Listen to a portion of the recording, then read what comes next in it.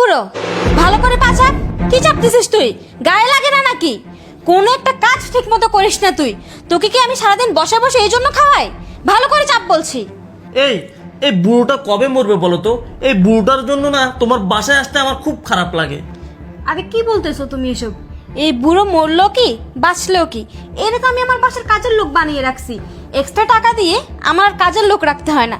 দেখো না, সারাদিন আমার সেবা যত্ন করে, বাসার সমস্ত কাজ করে, রান্না বান্না করে খাওয়ায়, আমার পা টেপে, তুমি আসলে তোমারও পা টেপে শরীরের কত যত্ন করে বলো তো। এগুলা কে করবে বলো? এই বুড়ো আছে বিদায় তো এগুলা করাতে পারছি। আর একে দিয়ে মৃত্যুর আগ পর্যন্ত এগুলাই করাবো না। কখনো শ্বশুরের মর্যাদা দিব, আর না কখনো ভালো জামা কাপড় দিব। তুমি ঠিকই বলছো, এক কাজে তোমার দুই কাজ হয়। তোমার আর কোনো এক্সট্রা কোনো খরচ হয় না, কাজের লোকও রাখা লাগে না। এই বুড়ো দিয়ে তুমি সব কিছু করে ফেলতে পারো। আরে শুনো, আমি তো তোমার বাসায় আসছি অনেকক্ষণ হয়ে গেছে। তোমার হাজব্যান্ড আবার চলে আসবে না তো? আরে না, আমার হাজবেন্ড এত তাড়াতাড়ি আসবে না। ও এক সপ্তাহের জন্য বাইরে গেছে, তোমাকে বললাম না, একটা কাজে গিয়েছে। এত তাড়াতাড়ি ভুলেও আসবে না। এই এক সপ্তাহ তো শুধু তোমার আর আমার। এই বুড়ো, তোকে বলেছি না ভালো করে পা টিপতে? আমার পা টেপে শেষ করে আমার বয়ফ্রেন্ডের পা টিপ। ভালো করে টিপ। এই আমার হাজবেন্ড কল দিয়েছে, এখন কি হবে? দাঁড়াও, কোনো কথা বলো না। এই বুড়ো, একটা কথাও বলবি না। তোর ছেলে কল দিয়েছে, আমি কলটা রিসিভ করছি। আরে রিসিভ করো, রিসিভ করো। হ্যালো জান। হ্যাঁ, কি করো? এই তো বাবার পা টিপতেছি। আসলে বাবার নাকি শরীরটা ভালো না, তার জন্যই বাবার সেবা যত্ন করতেছি। ও আচ্ছা, বাবা কোথায়? বাবার কাছে দাও তো, বাবার সাথে একটু কথা বলি। বাবার সাথে কথা বলবা? হ্যাঁ হ্যাঁ, আচ্ছা দিচ্ছি, দাঁড়াও। এই বুড়ো, তোর ছেলে তোর সাথে কথা বলতে চাই। যদি ছেলের কাছে কিছু বলেছিস না, তাহলে তোকে আমি জানে মেরে ফেলবো। কথাটা যেন মাথায় থাকে, ভুলেও ছেলেকে কিছু বলার চেষ্টা করবি না। হ্যাঁ, এই তো নাও, বাবার সাথে কথা বলো। হ্যাঁ বাবা। কেমন আছো তুমি? হ্যাঁ বাবা, ভালো আছি। তুমি ভালো আছো? হ্যাঁ বাবা। হ্যালো, আসলে বাবার নাকি শরীরটা ভালো লাগছে না। বাবা আমার রুম থেকে চলে গেছে। বাবা কথা বলতে চায় না তোমার সাথে, বুঝছো? পরে কথা বলিয়ে দিব আমি। ও আচ্ছা, ঠিক আছে, আচ্ছা ঠিক আছে, বাই। বাই। শোনো, এই বুড়ো, কি ভেবেছিলি ছেলের সাথে কথা বলে ছেলেকে সব বলে দিবি, তাই না?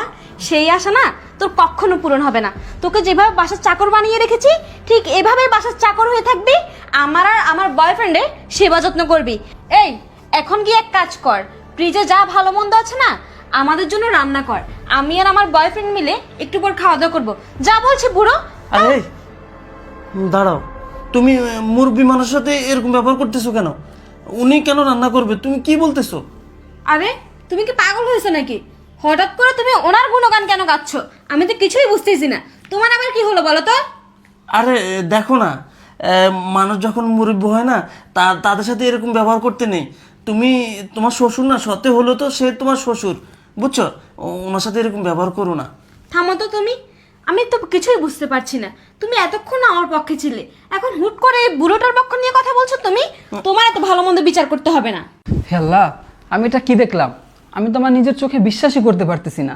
বেঈমান, বিশ্বাসঘাতক, তুই আমার বাবাকে দিয়ে তোর পা টেপাচ্ছিস, আর তুই কিনা আমাকে বলছিস তুই আমার বাবার পা টিপে দিস, আমার বাবার সেবা যত্ন করিস, আর বয়ফ্রেন্ড বাসায় নিয়ে এসে আমার বেডরুমে রঙ্গলীলা করতেছিস, তাও আবার আমার বৃদ্ধ বাবাকে পাশে রেখে। সি, মানুষ কতটা নির্লজ্জ হলে এগুলা করতে পারে। অনেক হয়েছে, আজকে তোর একটা ব্যবস্থা করতেই হবে। আরে রাখো তো। আঙ্কেল, আঙ্কেল আপনি এক কাজ করেন, আপনি চলে যান। আপনি চলে যান, আপনাকে আর পা চাপতে হবে না, যান আপনি। আচ্ছা তোমার কি হয়েছে বলো তো? আরে আস্তে কথা বলো না, শোনো না।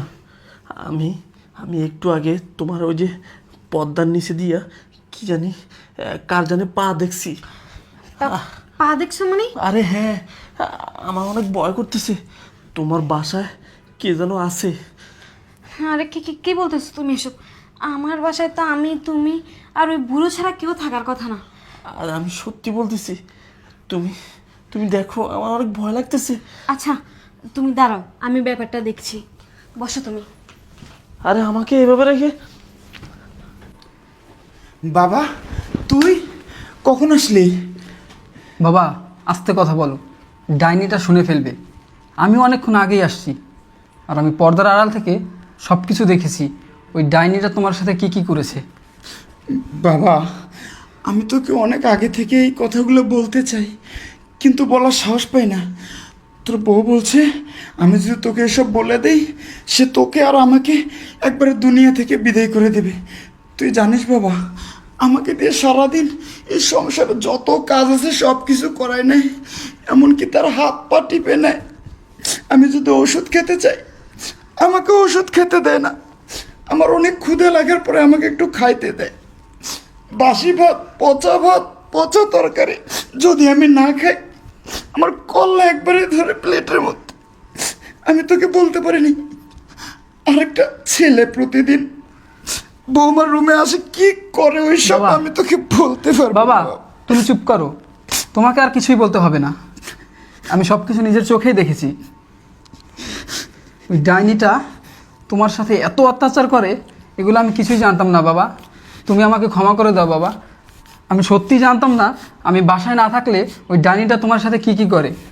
আমি তো ভেবেছিলাম আমি বাসায় না থাকলে ও তোমার অনেক সেবা যত্ন করে। আমি যখনই জিজ্ঞেস করি ও বলে যে ও তোমার হাত পা টিপতেছে, তোমার সেবা করতেছে, মানে সব সময় আমাকে মিথ্যা কথা বলছে। এটা আমি এখন বুঝতে পারছি। তুমি আমাকে ক্ষমা করে দাও বাবা। আমি সত্যি জানতাম না যে আমি না থাকলে ওই ডাইনিটা তোমার সাথে এরকম আচরণ করে। হে বাবা, আমার জীবনটা শেষ হয়ে গেল। আমি বোধহয় আর বেশি দিন বাঁচবো না। বাবা তুমি কান্না করো না বাবা। ওই ডাইনিটার ব্যবস্থা আমিই করব। আমি ওকে বিয়ে করেছিলাম, ভেবেছিলাম তোমার সেবা যত্ন করবে, তোমাকে সুস্থ রাখবে। কিন্তু ওই ডাইনিটা উল্টো তোমাকে দিয়ে বাসার সব কাজ করায়, তোমাকে দিয়ে ওর হাত পা টেপায়। এগুলো জানলে আমি কখনোই ওরে আমার বাসায় রাখতাম না। তুমি চিন্তা করো না বাবা, ওই ডাইনিটার ব্যবস্থা আমি আজকেই করব। তোমার আর ব্যবস্থা নিতে হবে না, আমি নিজেই তোমাকে বলছি। ওর সাথে আমার সম্পর্ক আছে অনেক দিন ধরেই, আর আমি ওকে অনেক ভালোবাসি। তোমাকে এতদিন ভয়ে বলতে পারিনি, তবে আজকে যখন তুমি জেনে গিয়েছো তাই তোমাকে স্বীকার করছি। শোনো, আমি এমনিতে